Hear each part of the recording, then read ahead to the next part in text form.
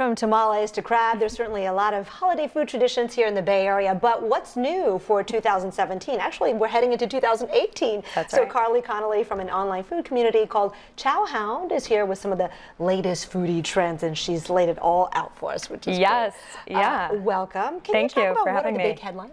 Yes, of course. So what I brought here are some examples of the biggest trends from 2017. So we have poke, Filipino food, and then chilled red wine. I think it's a really fun way to spice up the holidays by incorporating these trends into your holiday dishes this year or entertaining parties. All right, let's talk about the chilled red wine. I have to say, I don't drink, so you'll have to share your expertise with me. But what do you serve it with, and also what temperature do you want to chill it at? Okay, so you typically want to keep chilled red wine around 50 to 55 degrees Fahrenheit.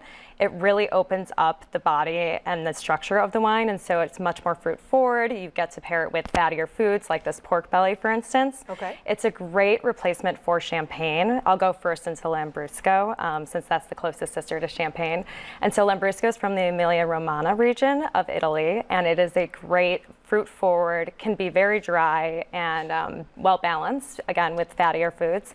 And so if you love rosé, which everyone knows the world is obsessed with rosé right now, it's a great winter replacement, actually, for entertaining. Let's talk about some of the food. Does this look like adobo to me, I think? It is Filipino adobo. Food, of course, it right? is, I grew up in the Bay Area, so we always knew Daly City was the place to go. But now Filipino food is really reaching a wider audience.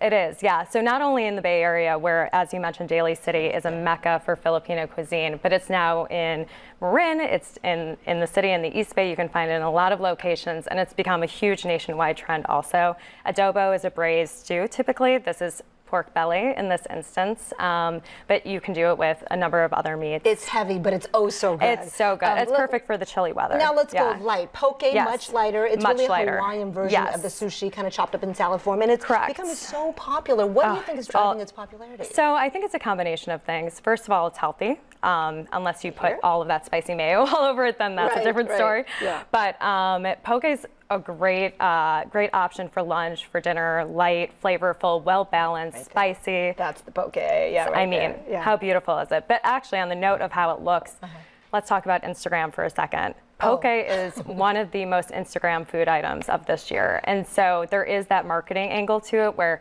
it's so colorful, so dynamic, beautiful, it's hard not to love it from a visual perspective, but also the flavor is there too. We're just about out of time, but I do want to ask you, is there a coincidence or not, do you think, or is it related that we're seeing a lot more fusion food, and we're also seeing a blending of more cultures? I mean, cultures, is that kind of a reflection of our society, really? Yeah, of course. I think people are much more open-minded to different cuisines. They're really curious about different flavor profiles, textures, just the backgrounds of different dishes, and they want to experiment, right? It's a great way to learn about a culture. Well, thank you. We all appreciate you bringing this in to talk about it. All right, thanks a lot, Carly Connolly from Chow Hound. Thanks so much for coming in. Thanks for having me.